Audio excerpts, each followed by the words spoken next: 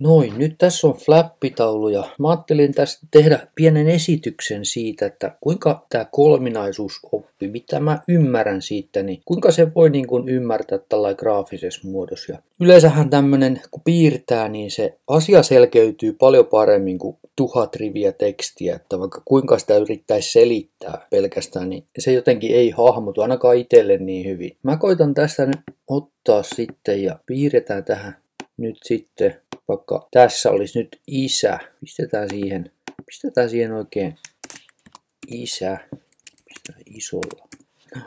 Siinä on isä ja tämähän on, otetaan tuohon vielä, että selvyyden vuoksi isä on Jumala ja iankaikkinen. Pistetään tuosta vähän. Iankaikkinen persoona, eli aina ollut iankaikkinen persoona. Tässä on siis aina ollut persoona, Jumala ja iankaikkinen. Sitten on poika. Ja pojasta sanotaan myöskin, että poika on Jumala. Ja poikakin on myös iankaikkinen persoona. Persoona, joka on aina ollut. Ja sitten on vielä pyhä henki. Pistetään sen siihen sitten. Pyhä henki. Pyhä henki on Jumala ja myöskin pyhä henki on iankaikkinen persoona. No. Nyt siinä meillä on siis 3 kappaletta. On Isä Jumala, joka on iankaikkinen persoona. Sitten Poika Jumala, joka on iankaikkinen persoona. Ja Pyhä henki, joka on iankaikkinen persoona. Eli 1, 2, 3. 3 Jumalaa. Se voi niin kuin sillä pluslaskutoimituksella, jos se nyt haluaa, niin laittaa vaikka tuohon, että plus Isä plus Poika plus Pyhä henki on yhtä kuin 3. 3 Jumalaa. Eihän tätä voi niin kuin millään tavalla muuten siis selittää. On 1 Jumala, Isä, Poika Jumala, toinen ja Pyhä henki on Jumala. Se on persoona, Isä on persoona, Poika on persoona ja Pyhä henki on persoona. On 3 Jumalaa ja on 3 persoonaa.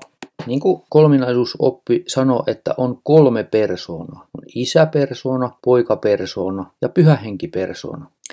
Jos näin ei olisi, jos Isä, Poika ja Pyhä henki, nämä 3 persoonaa, ei olisi 3 persoonaa, niin sittenhän ei olisi myöskään 3 Jumalaa, koska tässä on ihan samasta asiasta kysymys, että jos Isä on Jumala, joka on persoona, Poika on Jumala, joka on persoona, ja Pyhä henki on Jumala, joka on persoona, niin jos ei olisi 3 Jumalaa, niin ei olisi myöskään 3 persoonaa. Tämä menee ihan samalla logiikalla. Et muutenhan tässä ei ole mitään logiikkaa. Muuten saa logiikat heittää ihan romukoppaa. Ja sitten taas niin kun usein siihen vedotaankin, että ihmisen logiikalla ei voi ymmärtää tätä kolminaisuutta. Mutta jos se on niin, että ihmisen logiikalla ei voi ymmärtää tätä kolminaisuutta, niin kuka sen alun perin on ymmärtänyt, jos sitä ei voi ihmisen logiikalla ymmärtää? Joku enkelikö sen on ymmärtänyt vai?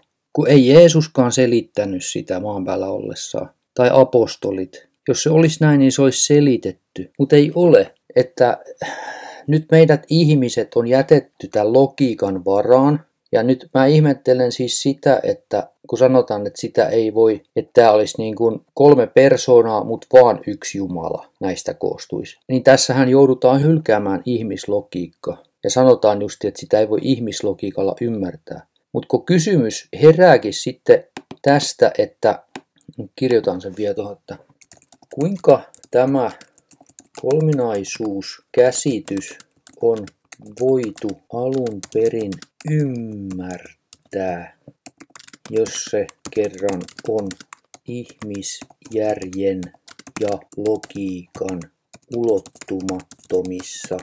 Kuinka tämä on voitu ymmärtää alun perinkään, jos ihmisjärjellä ja logiikalla ei voi tätä ymmärtää? Tämä niin kuin tyssää tähän, että ei ole vastauksia. Ja sitten se taas, että jos ei jotain voi ymmärtää, niin sitten siihen pitäisi uskoa. Se tekee mun mielestä tästä niin kuin vaikeaa ja hyvin vaarallistakin, koska onhan myös Jehovan todistajissakin semmoinen konsepti kuin uskollinen ja ymmärtäväinen orja on yhtä kuin hallintoelin.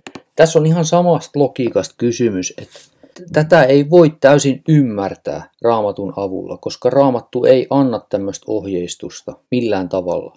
Tai että kansojen määräajat on yhtä kuin 7 aikaa. Nämä on molemmat sellaisia Jehovan todistajakonsepteja, joilla ei ole mitään raamatullista perustaa ja silti niihin käsketään uskoa, mutta niitä ei voi ymmärtää siis täysin. Yhtä tavalla kuin ei tätäkään kolminaisuutta voi ymmärtää. Niin jos tämmöinen konsepti saadaan läpi, että ihminen vaan uskoo siihen, vaikka ei ymmärräkään, niin silloin ollaan mun mielestä semmoisella tosi vaarallisella alueella. Että mä en itse ole valmis uskomaan jotain asiaa, siis jos mä en pysty sitä mitenkään ymmärtämään, niin mä en suostu uskomaan, koska se on mun mielestä vaarallista. Ja mun mielestä tähän kolminaisuusajatukseen, nyt mitä mä oon sitä vuosikaudet tutkinut, niin se ei avaudu yhtään sen enempää, vaikka kuinka hienoja teologisia kiemuroita vedellään ja selitetään pitkiä luentoja, niin se ei aukee. Se ei aukea mulle Raamatun kanssa, se ei aukea mulle minkään luennon kanssa, se ei vaan aukee. Olin mä Jehovan todistaja tai ei, siitä ei ole kysymys, vaan se ei aukea, koska siinä ei ole mitään logiikkaa. Tämä 3 Jumalan kopla, 3 persoonan kopla, se hajoaa jo tässä vaiheessa tämä logiikka, niin se, että vaikka nämä kuinka laitetaan nämä 3 sitten samaksi, niin se ei kuitenkaan niin kuin tee siitä yhtään sen järkevämpää. Mä voin tästä nyt sitten muotoilla tämän, kuinka se yleensä nämä laitetaan jotenkin tällä viisiin. Se ei tee siitä yhtään niin kuin sen helpommin ymmärrettävää, vaikka ne olisi näin. Se on silti tämä sama 3 kopla. 3 Jumalaa, 3 persoonaa. Mutta että sitten tähän halutaan kuitenkin vetää se, mistäs mä löydän tämän, vaikka tuosta noin, niin pistetään yliviivaus ja sitten siihen pitäisi vetää niin kuin tämä, että on vaan yksi Jumala. Yksi KPL Jumalaa. Noin. Niin tää ei kerta kaikkiaan ei aukee. Ja se, että kun sanotaan näissä videoissakin tai edellisessä videossa tuli esiin se, että sen monet kristityt lukee jopa pelastuskysymyksessä siinä mielessä, että tämä pojan osuus siinä lunastuksessa olisi jotenkin vähätelty, jos tähän 3 koplaan ei usko, että kun vedetään se pojan jumaluus niin kuin siihen. Siis mulle on aivan se ja sama, vaikka olisi näin, että Isä on Jumala, Poika on Jumala ja Pyhä Henki on Jumala. Mulla on aivan fine, että se asia on näin. Mutta siinä kohti niin kun mulla tökkäsee, kun väitetään, että kun on 3 Jumalaa, 3 iankaikkista persoonaa samassa, että ne on kuitenkin vain yksi Jumala ja missä on 3 persoonaa, niin siinä kohti se logiikka tavallaan hajoaa. Että mä en vaan kerta kaikkiaan siitä pääse yli, vaikka sitä kuinka asiaa niin kun tutkis sitten. Että koitetaan pärjäillä.